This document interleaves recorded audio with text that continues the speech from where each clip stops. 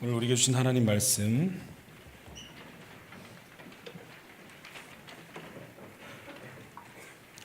누가복음 1장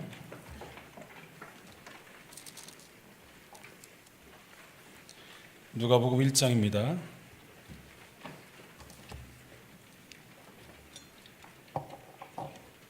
57절에서 66절까지의 말씀입니다.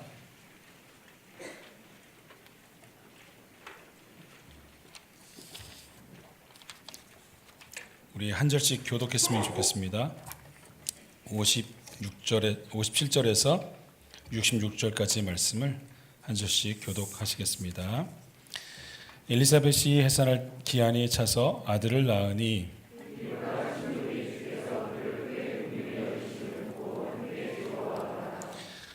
팔일이 되매 아이를 할례하러 와서 그 아버지의 이름을 따서 사가랴라 하고자 하더니 그들이 이르되 내 친족 중에 이 이름으로 이름한 이가 없다 하고 그가 서판을 달라 하여 그의 이름을 요한이라 쓰매 다 놀랍게 여기더라.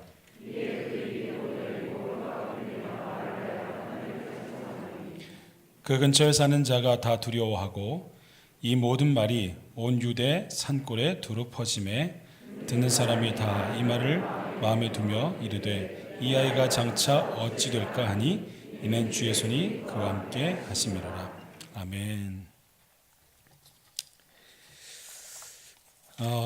반갑습니다. 저는 황시온 목사이고요. 혹시 오늘 예배 오시면서 여러 가지 생각들과 또 기대들을 가지고 오시는 분들이 많이 계신 것 같고요. 최근 들어서 우리 새가족 분들께서는 또 우리 김남국 목사님을 기대하시면서 오셨을 수도 있는데 오늘은 제가 대신 또 설교를 하게 돼서 기대가 좀 무너지지 않았나 하는 죄송한 마음도 들고요. 기대를 하는 거 좋죠, 그죠? 기대하는 거 참 좋고요.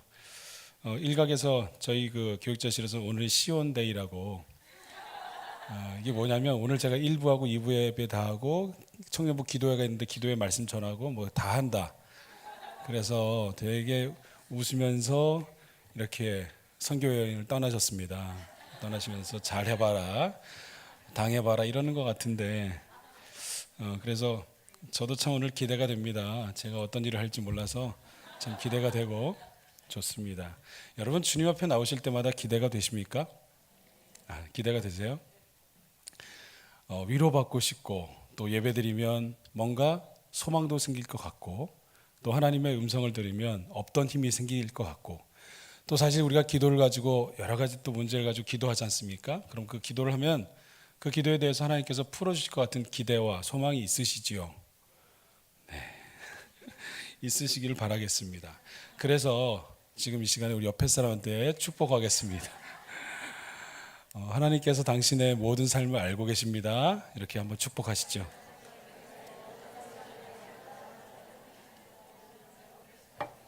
네, 하나님께서 풀어주실 것입니다. 한번. 아멘. 네, 이제 기대가 생기십니까? 사실 이렇게 말로 해서 기대가 생긴다고 그러면 100번, 1000번이라도 하겠지요. 기대가 소망으로 이루어진다면 하겠지만 사실 그렇지 못할 때가 더 많이 있고 그렇게 우리의 삶 속에 기대라는 것이 점점점 사라지게 되는 우리의 삶을 볼 때가 있습니다. 저도 제가 이렇게 가끔씩 이제 특강을 가다 보면 저를 왜 불렀을까 좀 궁금해하기도 하는데 이렇게 어떤 교회에서 저를 불러서 제가 특강 강사로 가서 소개를 아주 거창하게 해요. 거창하게 뭐 이 시대의 청년 사역의 새로운 샛별 뭐 이렇게 하면서 이제 이분이 뭐 우리 청년 사역계 뭐 이러면서 그렇게 소개할 때마다 더 이 부담이 되고 되게 짜증이 나요. 그래서 뭐 그렇지도 않은데 그래서 그분들의 이 이야기만 듣고 있으면 제가 설교하면 엄청난 일이 벌어질 것 같은 저도 소망이 생깁니다. 한 번은 제가 갔을 때 그렇게 이렇게 초청했던 분이 목사님 오늘 끝나고 꼭 안수 기도를 해달래요. 그래서 예, 저희 교회에서는 안수기도를 잘 이렇게 원치 안 하는 스타일입니다. 그랬더니 아닙니다. 저희 교회 스타일로 해주십시오 하면서 억지로 해가지고 그날 안수를 좀 해달래요. 그래서 제가 40명을 청년도 40명이 있었는데 그 말씀을 쭉 전하고 나서 기도회 하면서 40명을 일일이 안수했어요. 그리고 또 특강 강사라고 소개를 또 거창하게 했잖아요. 그러니까 이게 그 이날 오늘 안수하면서 무슨 일이 벌어져야 되는 거예요. 그래서 제가 이제 하나님께 속으로 기도하면서 하나님 오늘입니다. 오늘 띄우시려면 오늘 띄우셔야지. 저 오늘 보셨지 않습니까? 이게 제가 거절도 했고 제가 하겠다는 것도 아니고 했으니까 하나님 역사해 주십시오. 막 이렇게 또 기도하면서 아주 힘껏 그냥 안수를 해요. 안수를 하면서 막 누르기도 하고 막 이렇게 했는데 변화가 있었을까요? 끝나고 났는데 더 강팍해지는 것 같은 느낌 들고 별로 이렇게 큰 변화가 없은 것 같고, 그리고 이제 끝나고 나서 이제 인사하면서 이렇게 대충 인사하고 가더라고요. 그래서 이제 그런 모습을 볼 때마다 참 이게 뭔가 하는 생각이 들면서 솔직히 돌아오는 길이 이렇게 굉장히 이렇게 허한 느낌이 들어요. 허한 느낌. 만약에 그렇게 내가 기도를 했을 때 한 5명 정도가 쓰러졌고 방언이 막 터졌다. 그러면 이제 제가 돌아올 때 막 하늘을 나르지 않을까라는 제 기대와 현실을 한번 생각해 봤습니다. 그렇지 못한 현실에 대해서 이게 왜일까? 이런 생각을 하게 됩니다. 이게 신앙적으로도 있지만 사실 우리의 삶에도 많이 있더라고요. 내 삶 속에도 여러 가지 기대를 하는 거예요. 제가 오늘 시온데이라고 말씀드렸지만 오늘 제가 설교했는데 놀라운 일들이 자꾸 벌어진다 라는 마음을 갖고 제가 이렇게 앞에 서는 기대를 했겠지 않습니까? 무슨 말인지 잘 모르시죠? 제가 오늘 설교하면 참 놀라운 일이 일어날 거라고 제가 기대하면서 서는 거죠. 그런데 별로 일어나지 않는 거예요. 제가 어저께 제 인생의 3번째 결혼식 주례를 했습니다. 결혼식 주례 참 쉽지 않은 것 같아요. 특별히 좀 볼 때 약간 제가 젊어서 젊은 목사가 이렇게 주례한다는 게 좀 건방진 것 같기도 하고 신랑하고 헷갈릴까봐 라고 제가 지난번에 얘기했다가 엄청나게 욕을 먹었는데 이렇게 어쨌든 제가 이제 젊은 나이에 이제 설교 주례를 하다 보면 좀 쉽지가 않아서 제가 굉장히 긴장을 해요. 긴장하는 티를 이렇게 안 내려고 하는데 긴장을 해요. 그래서 어저께도 주례를 하는데 성경 봉독에 이제 남자가 여자 부모를 떠나 아내와 이렇게 한 몸을 이루라 이런 본문인데 그걸 설교하면서 남자가 아내를 떠나 아내와 한 몸이 이루어라 이렇게 실수를 했다는데 저는 몰라요. 기억이 안 나고. 두 사람이 이제 서약을 하는데 한 사람이 성경을 듣고 상대방이 서약을 하고 또 반대로 해야 되잖아요. 근데 제가 한 사람이 서약을 하고 나서 상대방이 이거 넘기라는 말도 안 하고 그 다음 걸 하고 있어요. 그러니까 자기들끼리 성경을 바꿔서 막 읽고 그래서 제가 다시 시작을 하고 마지막에 뭐 신랑 누구 신부 누구 새 가정 출발해야 되는데 새 가족 출발 그래가지고 끝까지 실수를 많이 했습니다. 근데 제가 이렇게 결혼 주례하면서 저는 뭘 기대하고 결혼 주례를 할까라는 생각했어요. 실수하지 않고 이 가정을 제대로 축복하면 이 가정이 잘 살까? 그리고 제가 실수하지 않고 참 좋은 말씀들로 아주 감동적인 이야기를 하면 그럼 이 가정이 아주 좋은 믿음의 가정이 될까? 그리고 그 가정들은 오늘 이렇게 결혼식을 하면서 뭘 기대하면서 결혼을 할까? 그러고 보니까 우리의 삶에는 각자 다 기대하는 게 있더라고요. 그리고 이 기대하는 것 때문에 내 삶도 결정이 되고 내가 지금 무엇에 어떤 것에 힘쓰고 있느냐 또 힘쓸 것이냐라고 하는 자기의 방향성하고도 연결되는 것 같습니다. 그래서 기대라는 것은 참 중요합니다. 내가 기대 없이 산다는 것은 말이 되지 않고요. 기대를 해야 내 움직이는 힘이 나오게 되지요. 그리스도인이라고 해서 그것이 예외가 아니라고 생각합니다. 그리스도인도 기대를 하는 거예요. 여러분 지금 저희 밖에 목회자들 하반기에 반 개설했잖아요. 그리고 첫 번째 주에는 거의 많은 사람들이 이렇게 이름을 안 썼고 딱 한 분만 이름이 막 쓰여져서 이게 그리고 나서 끝났더니 그 주에 약간 이상한 기류가 흘렀어요. 저희 교육자들 사이에서 어이 인기 강사네 막 이러면서 우리는 뭐 인기도 없고 사람들이 쓰지도 않아 5명밖에 안 돼 곧 폐강할 거야 뭐 이러면서 그랬더니 그 다음 주에 목사님이 강구를 아주 강력하게 하신 다음에 그 다음에 종이가 모자랄 정도로 막 쭉 써졌잖아요. 도대체 여러분 뭘 기대하고 그걸 쓰셨습니까? 라는 질문을 하고 싶어요. 뭘 기대하십니까? 웃기는 걸 제가 생각해도 제가 하는 강의가 별로 그렇게 기대가 안 되는데 참 기대하시면서 저는 인격과 성품이라는 강의거든요. 그 무슨 성격 개조할 것 같이 제 걸 들으면 그렇게 생각하시는 분들 계시는 것 같아요. 기대하는 거 좋습니다. 기대하는 거 좋습니다. 그리고 우리 삶에는 반드시 기대가 있습니다. 그런데 내가 기대하는 게 진짜 하나님이 원하시는 기대인가를 살펴보는 건 더 중요합니다. 기대를 다 갖고 살아요. 어떤 일을 하든 무슨 투자를 하든 뭘 기다리든 하나님 앞에서 그것이 기도하는 일이든 하나님 내 삶을 통해서 이번 일을 통해서 저 뭔가 해 주십시오라고 하는 자기의 기대를 갖고 살지요. 그래서 이 기대를 통해서 사람들의 신앙이 더 커지는 경우도 보고요. 사람들의 신앙이 아주 이 기대 때문에 와르르 무너지는 경우도 보는 경우도 있어요. 근데 기대가 문제가 아니라 뭘 기대하느냐가 문제인 거예요. 내가 기대하는 게 정말 하나님이 원하시는 기대와 얼마나 맞는가, 하나님이 정말 기뻐하시는 일과 내가 기대하는 것이 얼마나 오늘도 맞는가에 대한 점검을 해야 된다는 것이죠. 제가 옛날에 뉴질랜드 있을 때 청년부하고 같이 기도를 했습니다. 기도하는데 기도하다가 제가 그날도 안수기도를 좀 했어요. 안수기도를 딱 했더니만 한 친구가 방언이 터진 거예요.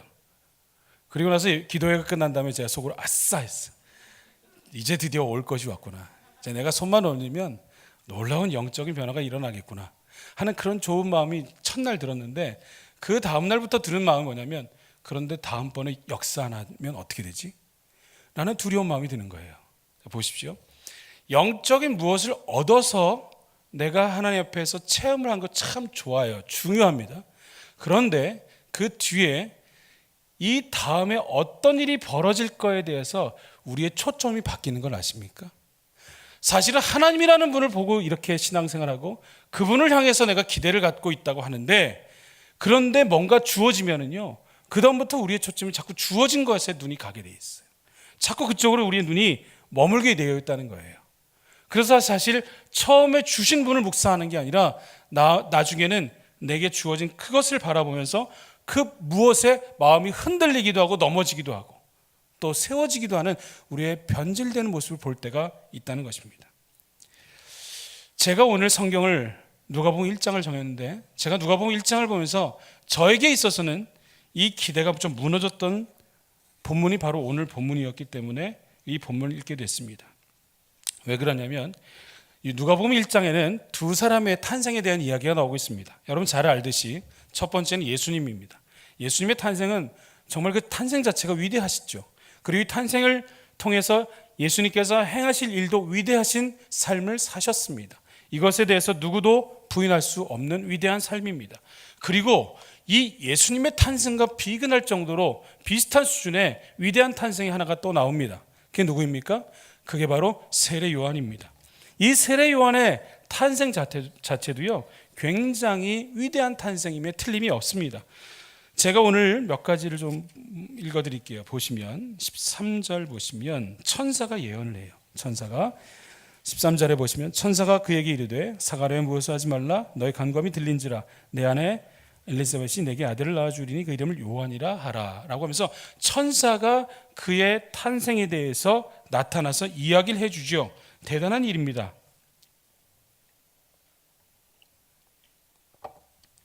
여러분 여기 계신 분들 중에 혹시 천사가 자기 삶에 대해서 자기 탄생에 대해서 예언하신 분 계십니까?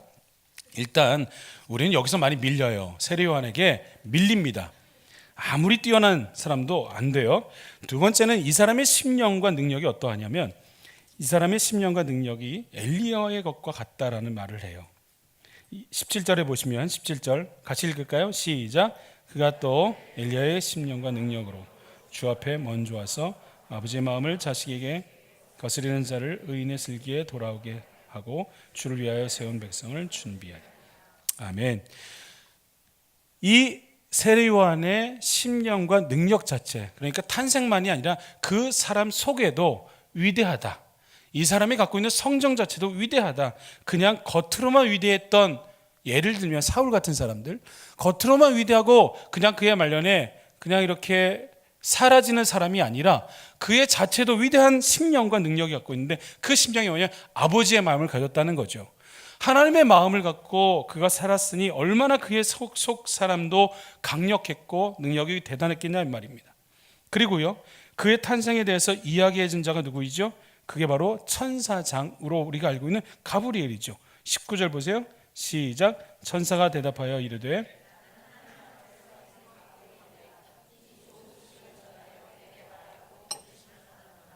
아멘.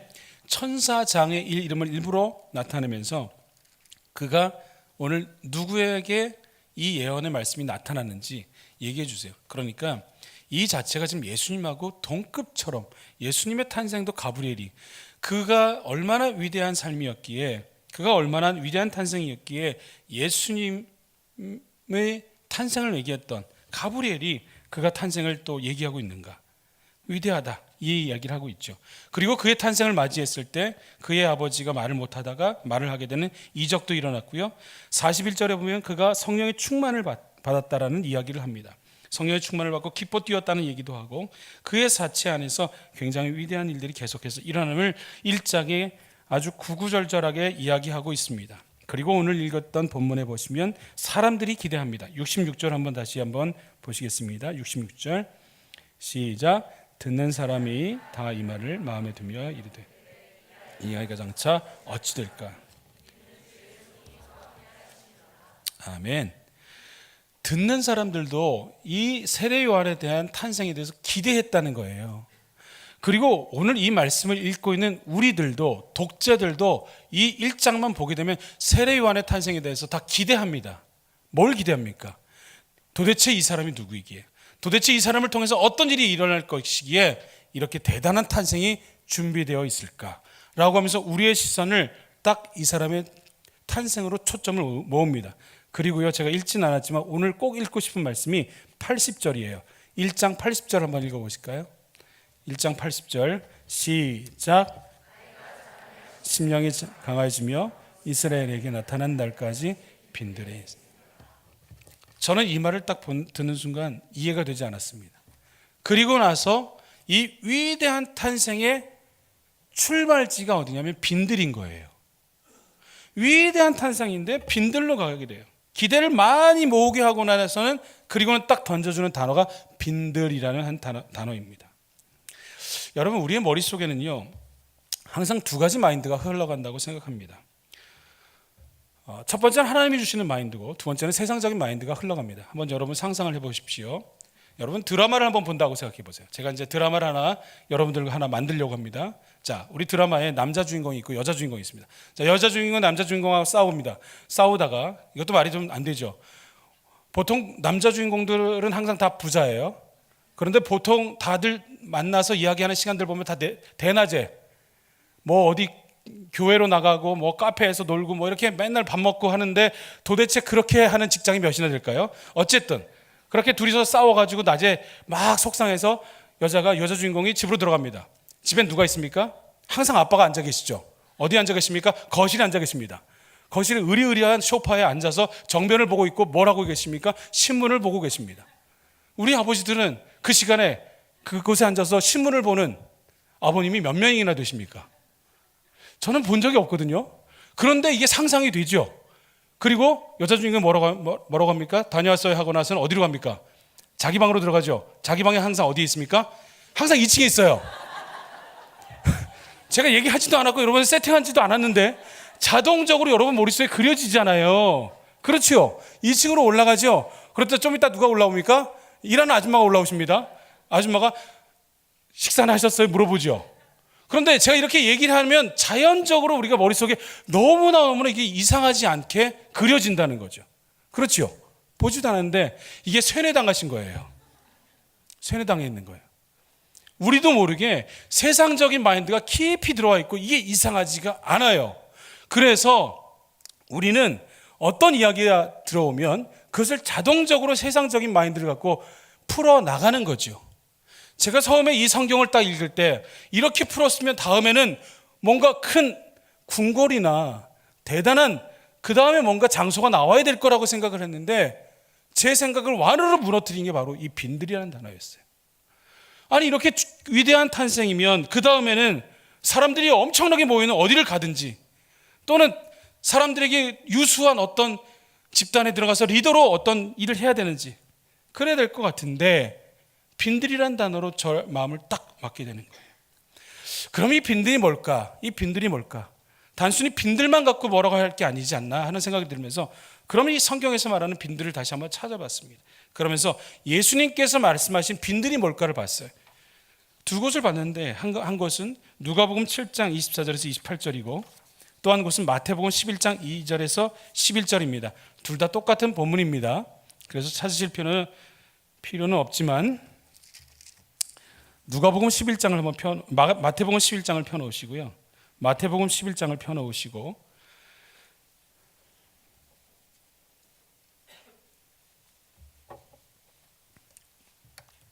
마태복음 11장 2절에서 11절에 세례요한이 헤롯에게 붙잡히게 되지요. 그리고 붙잡힌 이후에 세례요한의 제자들이 그의 스승을 열심히 따랐다고 합니다. 그리고 이 전승에 의하면 이 세례요한의 제자들은 세례요한이 죽은 후에도 그의 제자로 살았다고 합니다. 주후 3세기까지 그 세력이 계속해서 유지가 되었다고 해요. 그러니까 세례요한이 그의 제자들을 예수님께 보낸 것은 나를 이제 그만 믿고 저기 오신 예수님을 따라라라는 게 아니라 그가 그 세력을 계속 유지하면서 오늘 그의 제자들 둘을 예수님이 사역하시는 데 보내시는 거예요. 정탐을 시키러 보내신 거예요. 그리고는 그 정탐을 듣는 거거든요. 그래서 열심히 따르는 제자들을 둘을 시켜서 예수님께 가서 질문을 하게 됩니다. 그리고 그 질문은 다음과 같습니다. 11장 3절과 4절, 2절과 3절 한번 보겠습니다. 11장 2절 3절 시작. 요한이 옥에서 그 제자를 보내요.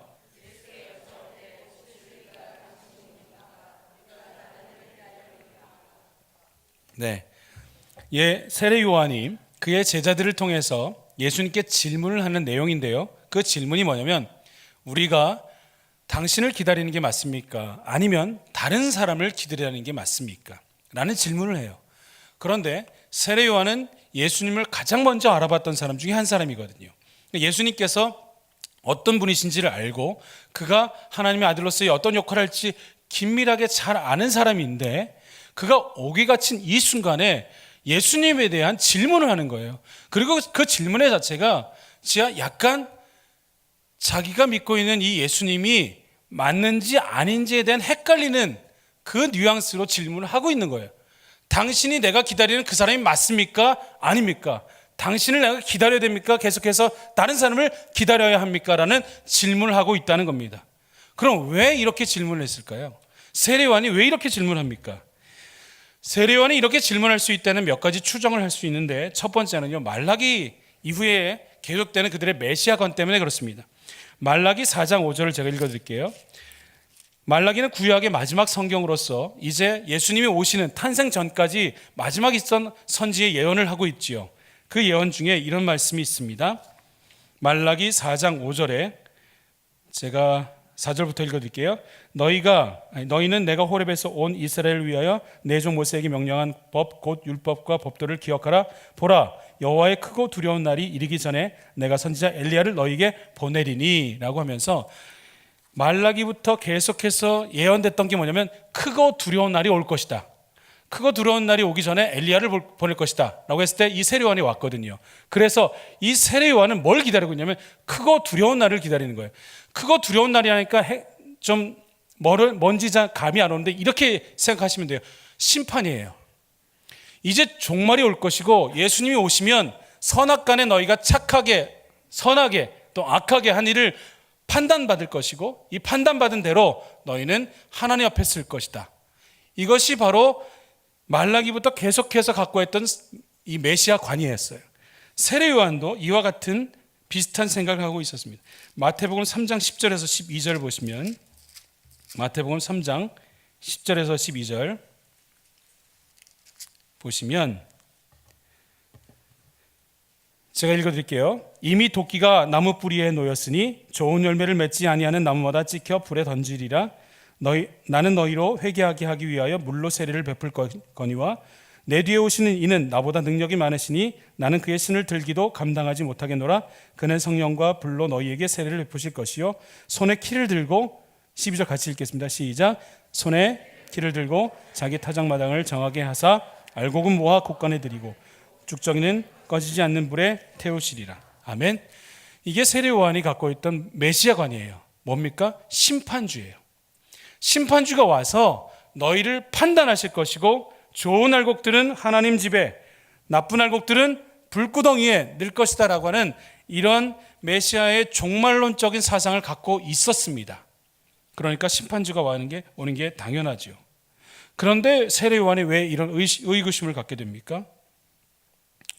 왜 세례 요한이 이런 질문을 하게 됐습니까? 세례 요한과 예수님의 생각이 조금 달랐던 것 같아요. 달랐다는 게 완전히 다르다는 뜻이 아니라 이런 겁니다. 예수님께서 오셨는데 예수님께서 오셔서 하는 일은 개인적인 회복을 계속하셔요.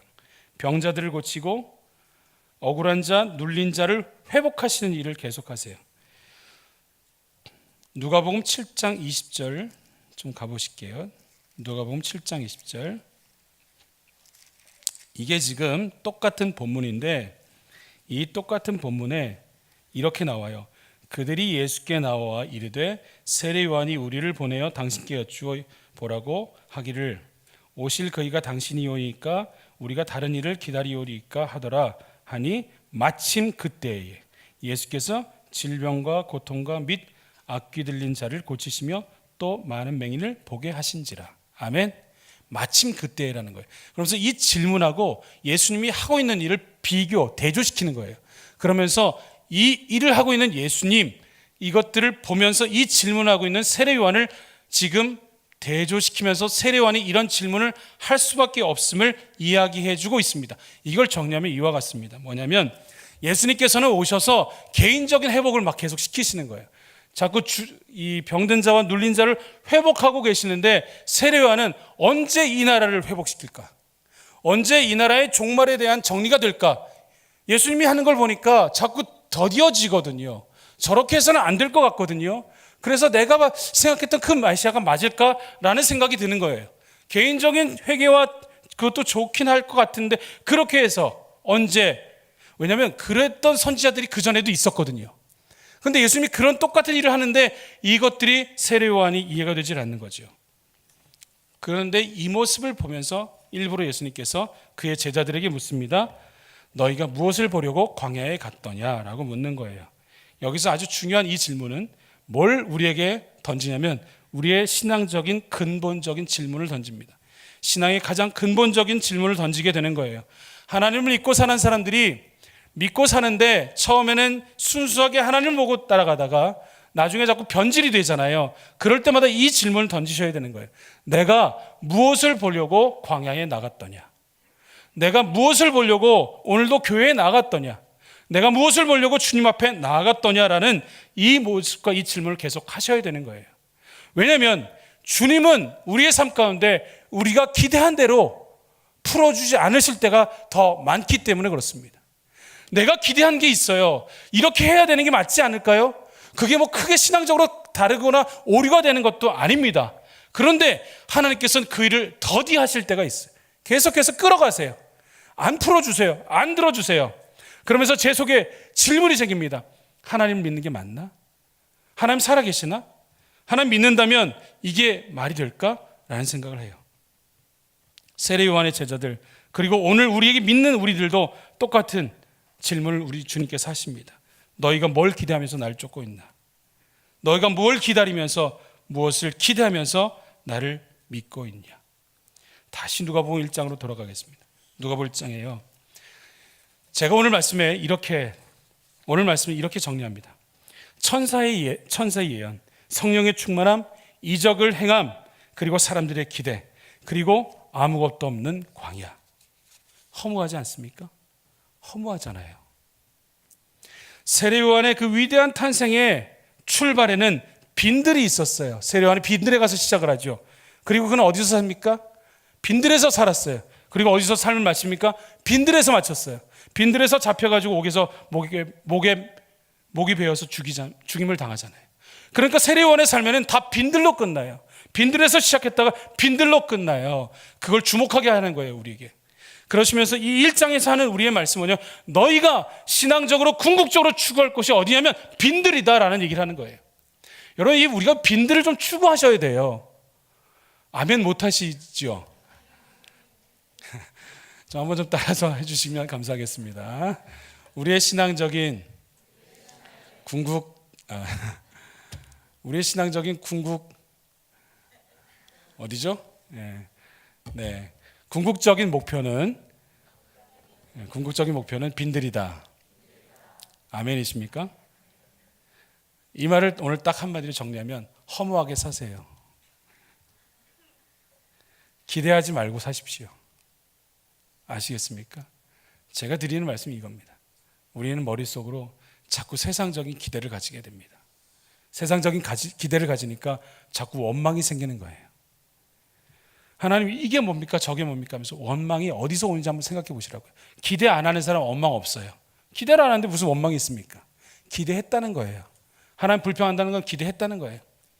근데 그 기대가요 정말 하나님 원하시는 기대냐고요. 내 기대잖아요. 내 바람이잖아요. 제가 얼마 전에 기도원에 갔다 왔습니다. 금식 기도원이었고요. 금식 기도원에 가서 하루 동안 이제 아들하고 같이 금식하면서 기도했습니다. 이렇게 하는 걸 별로 안 좋아하긴 하는데 금식기도원에서 집회를 참석을 했어요. 집회를 참석해서 한 2번 정도 말씀을 들었습니다. 말씀을 듣고 정말 겸손한 마음으로 들어야지. 겸손하게 들어야지. 난 은혜 받으러 왔어. 은혜 받으러 왔어. 판단하지 말아야지 했는데 판단을 했습니다. 왜냐면 1시간 반 동안 설교를 하셨는데 요셉 말씀을 읽고 설교를 하셨어요. 요셉이 그래서 당신들 나를 팔으려고 했으나 하나님께서 그 선을 받고서 오늘같이 많은 내 생명을 구원하게 하셨습니다. 이 본문을 읽고 한마디도 그에 대한 얘기를 안 하시고 1시간 반 동안 예화만 하시는데 예화가 다 뭐냐면 어떤 어려운 아이가 있었습니다. 이 어려운 아이가 헤매고 살았습니다. 그러다가 어느 날 선교사님을 만났습니다. 선교사를 만나서 예수를 믿게 됐습니다. 그리고 나서 예수를 믿었더니 그 선교사님이 떠난 다음에 뭐가 남았는데 그게 땅 문서였습니다. 그 땅 문서 때문에 얘가 대박 부자가 돼서 정말 큰 이 부유한 사람이 됐습니다. 그러니까 여러분 예수님 잘 믿으십시오. 이런 예화를 1시간 반 동안 계속 하시는 거예요. 근데 아멘 아멘 하시는 거예요. 좋아했어요. 근데 예배가 끝나고 났는데 제 마음에 좀 불편함이 생겼어요. 좀 불편했습니다. 왜 불편했을까? 가만히 하면서 예수님만 믿으면 돈 많이 벌어야 되는 게 당연한 걸까? 예수님 믿으면 병이 없는 게 당연한 걸까? 예수님 믿으면 망하는 것이 잘못된 걸까? 예수님 믿으면 외로운 게 잘못된 걸까? 그럼 난 뭐지? 저도 거기에 다 속해 있는 사람이죠. 전 굉장히 저주받은 목사 되는 것 같아요. 복이라는 게 왜 저렇게 얘기할 수밖에 없을까 하면서 제 안에 답답함이 있었습니다. 여러분 제가 처음에 질문 드렸죠. 교회 오면서 뭘 기대하시냐고 그랬죠. 오늘 예배 드리고 나가시면 여러분의 삶 가운데 놀라운 변화가 일어납니까? 묶였다고 답답했던 게 풀려지십니까? 안 풀려지시면요. 그럼 안 믿으실 겁니까? 제가 옛날에 있던 교회에서 교회를 섬기다가 제가 찬양 인도를 했습니다. 오늘 요셉 형제처럼 앞에서 찬양 인도를 아주 멋지게 잘했어요. 저 기타 치면서. 그러니까 이제 제 팬들이 좀 생겼는데 특별히 권사님 팬들이 좀 있었습니다. 권사님 팬들이 참 제가 찬양하는 모습이 이쁘고 좋다고 그렇게 이뻐해 주셨어요. 근데 그 중에 한 권사님이 어느 날 등록을 하셨고 제 찬양을 너무너무 좋아하셨고 그 권사님이 저를 좀 이렇게 많이 만나서 얘기를 하고 싶어 하셨어요. 그러고 알아봤더니만 그 권사님이 암에 걸리신 환자셨어요. 그리고 이제 쭉 얘기를 듣고 하다 보니까 그의 남편께서도 얼마 전에 암이셨대요. 암으로 고생하다가 이분은 이제 막 극복하고 있는 단계에 사모님, 권사님이 암에 걸리셔서 지금 굉장히 힘든 상황이 있고 딸이 한 명 있는데 이 딸도 암에 걸렸다는 얘기를 들었어요. 너무 기구한 삶이어서 마음이 아팠고 제가 그 권사님을 올 때마다 두 손을 꼭 잡아드렸고 그러다가 꼭 한 번만 신방해달라는 말씀 듣고 제가 몇몇 권사님들과 함께 그 집을 신방을 했습니다. 신방을 했을 때 제 안에 뜨거움이 있었고 같이 기도하면서 정말 우리가 같이 기도하고 찬양을 하는데 하늘문이 열리는 것 같은 놀라운 경험을 했어요. 그리고 그날 정말 뜨겁게 기도하고 은혜가 임하는 게 다 느껴졌었습니다. 그리고 돌아왔고요. 돌아와서 저는 또 사역을 하는데 몇 주 뒤에 찬양을 하기 올라가기 전 딱 10분 전에 누군가 저를 찾아왔습니다. 그리고는 이렇게 얘기했습니다. 목사님, 왜요? 몇 주 전에 가셨던 그 권사님 기억하시죠? 네, 기억하죠. 그 권사님 어저께 돌아가셨대요. 너무 황망한 거예요. 너무 허무한 거예요. 하나님, 그날 주셨던 은혜는 다 뭐죠? 그날 우리에게 분명히 하나님 함께 하셨잖아요. 그리고 모두가 다 은혜로 왔잖아요. 하나님 우리 기도 가운데 들어주는 거 저희가 확신했었잖아요. 근데 이게 뭐죠? 그러고 났는데 그게 왜 지금입니까? 이 소식을 좀 끝나고 듣지. 10분이라도 뒤에 듣게 되시면 찬양 끝나고 듣는데 왜 지금 꼭 이 소식을 듣게 하십니까? 하고 그날 들어가서 제가 해야 될 찬양의 첫 번째 곡이 기뻐하며 왕께 노래 부르리. 하나님 난 못합니다. 너무 잔인합니다. 하나님. 내게 이 소식을 지금 듣게 하신 것도 잔인하신데 그런데 지금 나에게 이 찬양을 부르라고 하시는 것 더 잔인하십니다. 전 못하겠습니다. 하고 제 안에 얼마나 울었는지 몰라요. 그리고 그날 올라가서 가장 슬픈 기뻐하며 왕께라는 찬양을 불렀습니다. 우리의 감정이 우리의 무엇이 풀어지면 하나님을 찬양할 수 있습니까? 내가 원하는 대로 하나님이 움직이시면 그럼 여러분 신앙생활 잘하고 믿음을 열심히 달려갈 수 있으십니까? 하나님이 그때 제게 묻는 게 그거였어요. 네가 나만 보고 달려올 수 있겠냐? 너의 상황, 너의 감정, 너의 기분이 아니고 내가 너를 찾는다면 그때가 언제든 내게 그렇게 고백할 수 있겠냐? 내가 너의 진짜 왕이냐? 주인이냐? 물으시는 거예요. 빈들에서 난 뭘 찾고 있었을까? 나는 왜 실망하고 나는 왜 좌절하는가?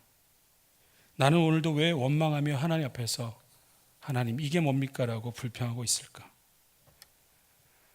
왜 하나님께서는 우리로 하여금 빈들로 가게 하실까? 그게 저의 이 말씀을 읽으면서의 고민이었습니다. 빈들 좋고 기대 내려놓는 것도 좋고 그럼 하나님 나한테 남는 거 아무것도 없잖아요. 내가 왜 하나님 믿어야 되는지 아무것도 없잖아요. 하고 그렇게 불평하고 원망하고 있었습니다. 그때 우리 김남 목사님 둘째 아들 하준이가 미국에서 한국에 건너왔어요. 돌아왔어요. 그리고 하준이하고 제가 한참을 이야기하는 시간이 있었습니다. 그리고 하준이가 이렇게 이야기했습니다. 자기가 아무리 생각해봐도 자기는 아빠의 세대, 저희 둘로스 세대거든요. 둘로스 세대를 따라갈 수 없을 것 같대요. 아무리 노력해도 안 될 것 같대요. 하면서 그렇게 아빠하고 비교할 때마다 낙심이 들었대요. 나는 뭐지? 나는 뭐지? 하면서 어떤 삶을 살아야 될지 몰랐대요. 그러다가 하나님께서 어느 날 자신의 마음속에 이렇게 얘기했다고 합니다. 너는 너의 삶을 살아라. 내가 너의 삶 속에 역사할 거고 내가 네 삶 속에 또 다른 하나님으로 역사할 거다라는 이야기를 했대요. 그래서 자기는 지금 하나님의 이야기를 역사를 써가고 있다면서 되게 행복해하는 모습을 얘기하는 거예요. 그때 제가 답을 알았습니다. 세례요한의 삶에는요 빈들만 있는 게 아니고 예수님의 이야기가 있습니다. 그의 삶에는 예수님으로 시작해서 예수님으로 끝났습니다. 그게 행복이에요. 그게 진짜 우리 그리스도인의 기쁨이에요. 내가 사나 죽으나 내 속에서 예수님만 드러난다면 그 기쁨이 뭘까요? 왜 세상에서 주는 기대를, 그 만족을 못 얻는다고 오늘도 원망하며 살고 있습니까? 내 삶 속에, 내 이야기 속에 예수님의 이야기가 있다면 그것이 얼마나 행복한지 왜 모를까요? 여인 낳은 자 중에 세례 요한보다 큰 자가 없다니까요. 주님이 인정하지 않습니까? 내가 집이 망했어요. 그런데 그 속에 예수님 이야기가 있어요. 내가 실망할 일이 있었어요. 그런데 그 속에 예수님의 이야기가 있어요. 내가 뭔가 큰 좌절을 맛봤어요. 근데 그 속에 예수님이 있다고요. 내가 성공을 맛봤어요. 근데 그 속에 예수님이 있다고요. 내가 뭔가 큰 일을 했어요. 그런데 그 속에 예수님이 있다면 이게 가장 복된 삶이 아닐까 하는 생각을 했습니다. 여러분, 우리 세례요한의 삶을 주목해 보면서 왜 빈들인지를 아셔야 합니다. 빈들은 나의 기대가 충족되는 것이 아니고 하나님의 기대가 충족되는 것입니다. 내 욕심이 사라지는 것이고 내가 죽어지는 것이고, 그래서 하나님이 나를 통해서 역사하실 수 있는 그런 장소인 줄로 믿습니다. 어떤 상황 속에도 낙심하지 마시고요, 하나님이 우리의 삶을 주목해 보신다는 걸 기억하시고, 빈들에서도 하나님의 영광을 드러날 수 있다는 것을 꼭 기억하시면서, 이 세상이 주는 기쁨과 이 세상이 주는 만족이 아니라 하나님이 너의 만족이 되고 하나님이 나의 기쁨이 되는, 그래서 하나님께서 나를 인정하는 그러한 그리스도인 한 분 한 분이 되시기를 부탁을 드립니다. 요셉이 되려고 하지 마십시오. 요셉의 화려한 그의 결말을 바라보면서 쫓아가지 마시고 세례 요한의 빈들로 좀 나아가서 오늘도 저와 여러분 속에 예수님의 이야기가 가득한 그러한 신앙인, 그러한 그리스도인 되시기를 주님의 이름으로 부탁을 드립니다. 우리 함께 이 시간 기도하겠습니다.